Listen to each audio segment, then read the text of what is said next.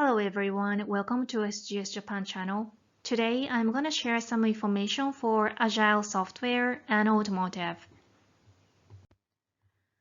Firstly, let me introduce the differences between the software development approach.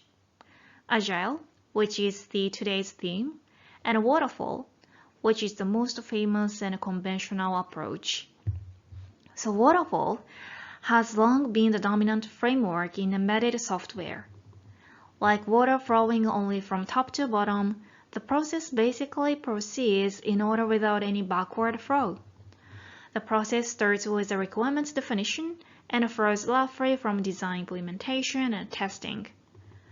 One of the advantages of Waterfall is that the processes proceed in sequence, and the overall planning is easy to create because the project plan can clearly define what works are to be performed in each process at the beginning.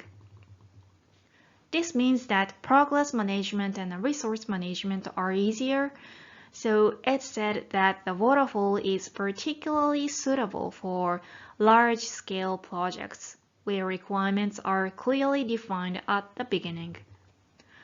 On the other hand, one of the disadvantages is that delays in the upstream process directly affect the downstream process. And another one is that when bugs are detected in the downstream process, there is a big rework. In the case of waterfall, verification other than reviews are performed at the right side of the V-shape. So this causes reworks and takes a large amount of man-hours to modification against bugs.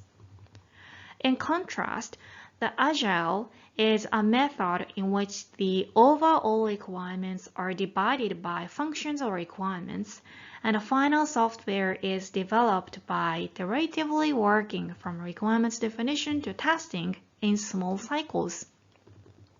From the customer's side, this means that they can check the work products that are being created little by little. There are more touch points and timing for detecting bugs than waterfall, so the cost of fixing bugs is lower. But it's often said that Agile is difficult to plan. Because Agile allows changes in requirements, the plan can only be decided roughly at the beginning. In this page, let's look at the flow of Agile. The first thing we do at the beginning of the project is to create an entire project plan.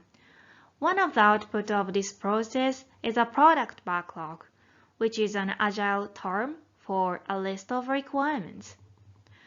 Then the iteration begins.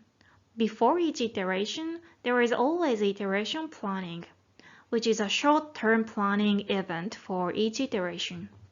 With this plan, the iterations are performed, and when an iteration is completed, a shippable increment is produced, which is work products.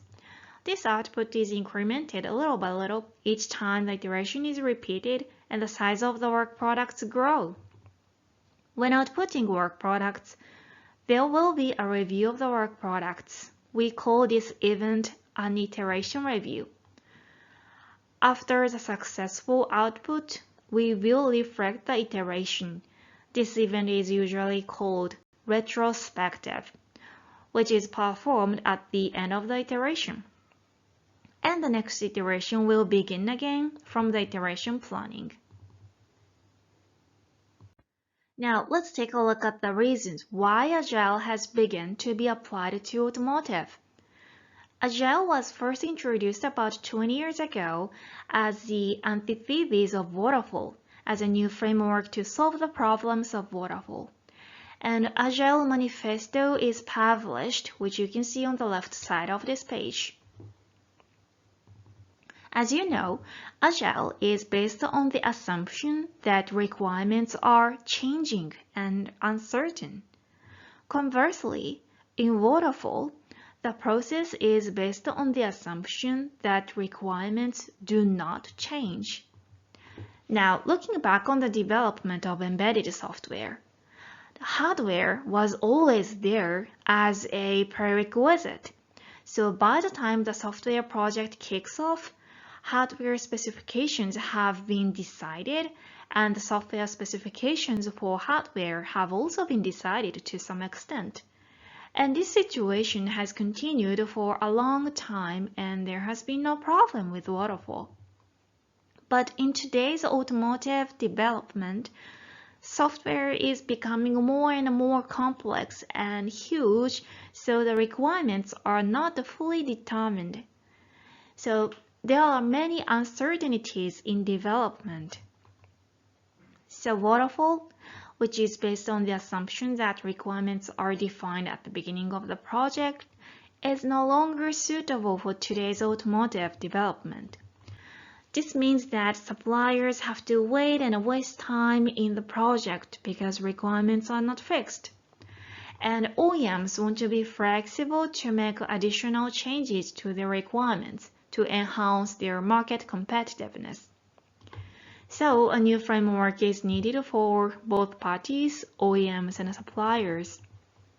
So to summarize, the purpose of introducing Agile is to strengthen the competitiveness of the product for the OEMs by establishing a new process that can respond to changes in requirements, and to minimize the work for the suppliers. And in response to the demand for Agile in automotive, intacs is creating an Agile SPICE, which is a derivative standard of ASPICE. The draft version of Agile SPICE is now available on the web. It's not based on a specific Agile methodology such as XP, Scrum, Kanban, or etc. Agile SPICE is a condensed version of Agile concepts, but I think it's quite strongly Scrum-oriented.